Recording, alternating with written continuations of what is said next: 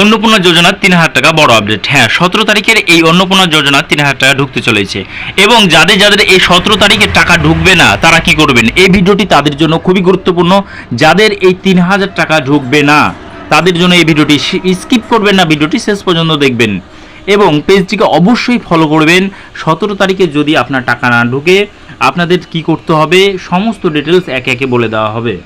যাদের অন্নপূর্ণা ৩,০০০ টাকা ঢুকবে না তারা কি করবেন, ১৭ তারিখের পর যাদের টাকা ঢুকবে না তাদের জন্য একটা পোর্টাল খুলবে। উপমুখ্যমন্ত্রী বলেছেন এই পোর্টালে আপনি অভিযোগ করবেন যে আপনার কেন টাকা ঢুকলো না, আপনি পাওয়ার যোগ্য তবু আপনার টাকা এই ১৭ তারিখ ঢুকেনি। তাদের জন্য এই ভিডিওটি খুবই গুরুত্বপূর্ণ এবং পেজটিকে ফলো করে রাখবেন।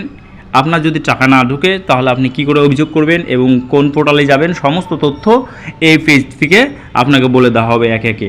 এবং যাদের এখন পর্যন্ত আন্ডার ইনকোয়ারি আন্ডার প্রসেস রয়েছে এবং রিজেক্ট রয়েছে তাদের অবশ্যই এই ১৭ তারিখে টাকা ঢুকতে চলেছে। আপনারা ১৭ তারিখ আপনার অ্যাকাউন্ট চেক করবেন এবং ক্রেডিট হয়ে গেলে আপনাকে প্রতি মাসে দ্বিতীয় সপ্তাহে টাকা ঢুকবে।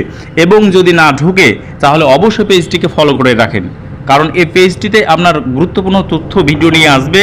আপনি কি করে টাকা পাবেন, কিভাবে অভিযোগ করবেন সমস্ত ডিটেলস ভিডিওটিতে বলে দেওয়া হবে। তাই ভিডিওটি বেশি পরিমাণ শেয়ার করুন। ধন্যবাদ।